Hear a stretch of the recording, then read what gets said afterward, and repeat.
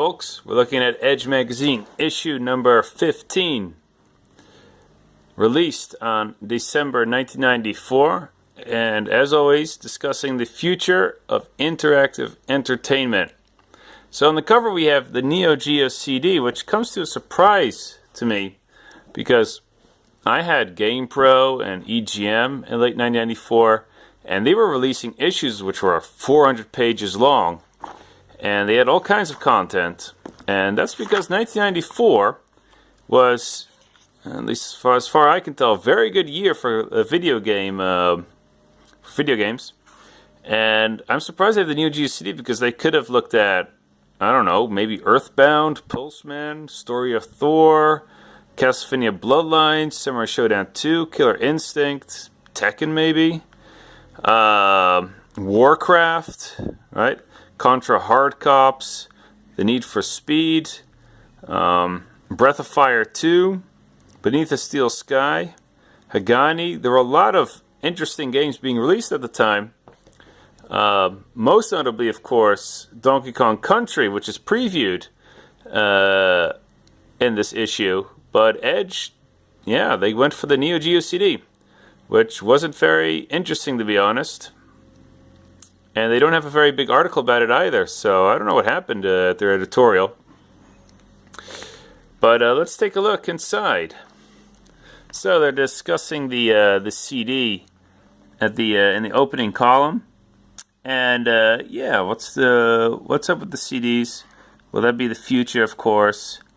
And we now have cartridges which are as cheap as the CD, so that's why we don't use them anymore. We do, of course, have DVD technology.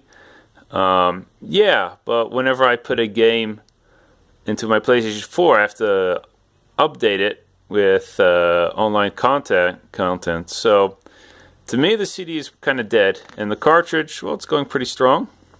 But, of course, downloading games is the best thing to do nowadays, even though I love stores, and I kind of wish it was the other way around.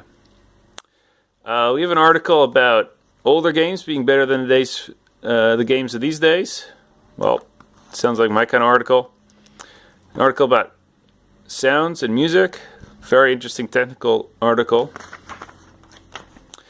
But first, yes, the Neo Geo CD being released in the UK, which would make games cheaper because cartridges at the time were very expensive. But the Neo Geo CD had horrible loading times, so nobody wants one. And I'm not sure, but I do believe that at the time you couldn't get a Neo Geo CD in the store. You had to order it by telephone. And the good thing about the CD, of course, is you had quite a nice library of classic games like Samurai Showdown, which you could play. Next up, we have the Virtual Boy.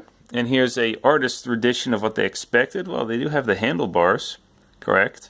But you wouldn't put it on your head. You would put it on a table in front of you. You wouldn't. In my experience, you never got a headache. But what can I say? Maybe some people did. And Edge doesn't talk much about this about the Virtual Boy for some reason, which I find a bit odd because hey, virtual reality was all the buzz in 1994. And it's Nintendo, so you would expect something great. I mean, the Game Boy was fantastic. But maybe Edge had some inside information we didn't know. Of course, the red and black graphics of the Virtual Boy didn't impress anybody. And you could call it a 32-bit machine, but it was more like an 8-bit game, 8-bit system when it came to gameplay. So, coin up showing more racing games, in this case Ridge Racer 2 or Ridge Racer Revolution. More fighting games, Virtua Fighter 2, looking fantastic. And Virtual Cop, get to shoot people.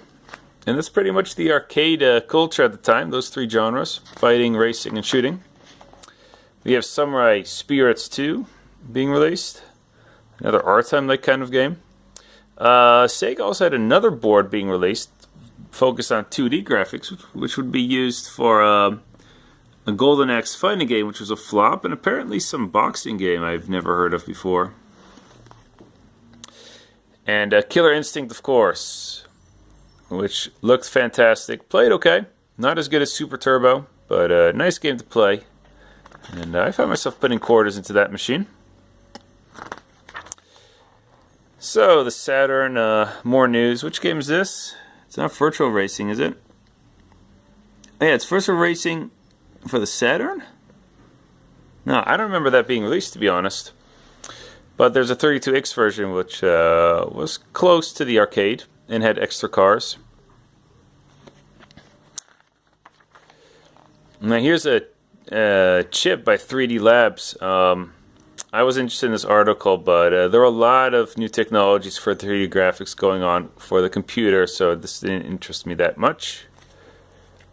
And yes, by late 90s, the PC had the best 3D graphics of all systems.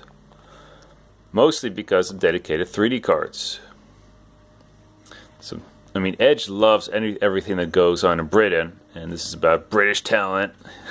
So, of course, they talked about this. Yeah, some subscription news. Edge is very proud of their award they won. And you have the letters. Well, people complaining that the Jaguar version of Aliens vs. Predator only got a 4. They're saying they should be higher. Edge says, nope, we stick to a 4. Talk about the Jaguar and racing games by Namco, but not very interesting letters. People asking, why did Doom 2 get a 9 when Doom 1 only got a 7? Well, a 9 for Doom 2 is perfect. That's the way it should be. Doom 1, the original, should have gotten a 9 or a 10.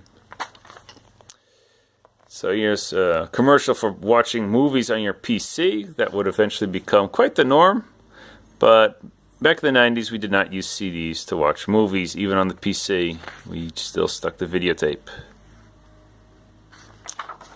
So, Motortown Grand Prix, made by the same person who would go on to make Gran Turismo. And I think this is Sony's answer to Mario Kart, even though I've never played it. It sold very well, apparently. Ace Driver, a very nice-looking virtual racing-like kind of game. I believe it uses the same board as the Ridge Racer game. So, nice texture mapping, nice speed. But I don't think it was released for the PlayStation 1. Ace Driver. Virtua Fighter 2 looked fantastic. It played also much better than the original. It was faster. Jumping mechanics were improved, even though you didn't do much jumping. But the moves were better balanced, so it became much more tactical. And 2 new fighters, the Drunken Boxer, he was a lot of fun. And nobody liked him. What was his name? Lion? Jesus, I used to play this tournaments. I should know these names. And Leon, that was his name. Yeah, one of the best 3D fighting games. Probably the best one of the 90s. Maybe Soul Calibur is the best. So here's an interesting commercial for Voyeur for the CDI. It's extremely sexist. I believe you play a detective who gets the voyeur. You're supposed to, because he's a bad person. But meanwhile, hypocritically, as the game player, you get to watch these images. So you're a bit of voyeur yourself. Yeah, that's kind of a stupid message. You won't see commercials like this anymore, thankfully. Some golf games. Okay, Chaos Control, released for the CDI first, and had fantastic pre-rendered images in the background. Very short game. I love the anime style, which you don't see in these pictures. Maybe this picture here. Yeah, no, you don't. So that was a lot of fun during the cutscenes. The PC version did render all the 3D graphics in real time, and that's why it looked less awesome, to be honest. So try to play the CDI version, or don't, because it's a boring game. Daytona USA, getting ready for the Saturn. It would never become a very good version. There was even a re-release of Daytona USA for the Saturn, which was even worse because of the controls. So Daytona on the Saturn was never the success people hoped for. You can get it on PlayStation 3, though.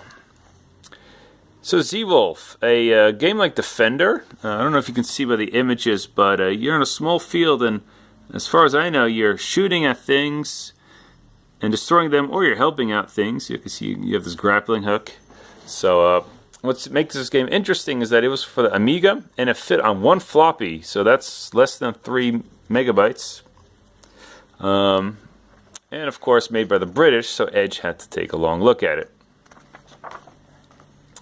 You know, I have Return Fire, a very good game. I do believe, well, it's basically you have this map and you're trying to capture the opponent's flag, I believe, or destroy their base. And you have 3 vehicles, like a helicopter and a tank and maybe a jeep. It's been a while since I played it, but I remember having a lot of fun. And I wish I had done the split screen version because that would have even been better. So this was released for 3DO, getting very good scores. Another contender for best 3DO game. And yeah, a lot of people don't know that 3DO had its fair share of good games, but it was just too expensive.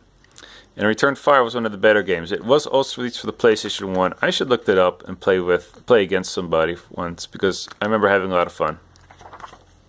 So Donkey Kong Country did not get a review on Edge. They lament its gameplay for being more of the same as older Mario titles. And I guess they're right, but to me, the game had a different momentum.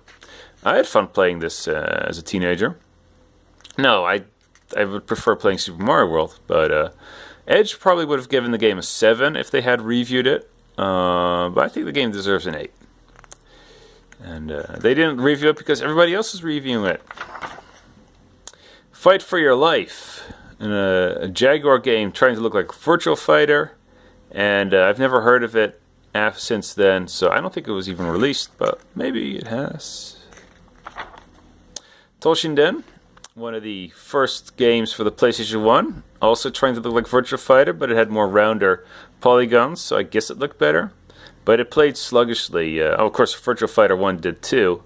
But I don't remember anybody playing this game for serious. It did get some sequels, though. And Edge returns to Namco without that much new news. They talk about Ridge Racer 2, of course. And Tekken being released a bit later on. I believe it was in the arcade already.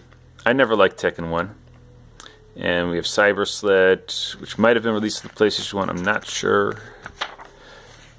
Hey, we have Inferno, which we discussed earlier. A subpar shooting game. And one last thing before you get to the second part. An article about making tracks or music on video games. And this is very in-depth, very good article if you're into that kind of thing. I don't know much about music and games, so I find it a bit hard to follow at times. But what's most interesting is that they talk about some of the chips, and this is typically Edge. They love the Commodore 64 chip. They really act like it was the best chip for making music, but I think the Nintendo 8-bit sound chip has just as many classic songs, to be honest. I mean, it has Mega Man 2, the best video game soundtrack of all time, right? And they talk about the Amiga, a very good dedicated sound chip. And they talk about the Super Nintendo chip, which was also very good, but Edge isn't that positive about it, surprisingly. Now, Sony made this chip, and it made fantastic samples, and it definitely had better sound capabilities than the Genesis or the PC Engine. Yeah.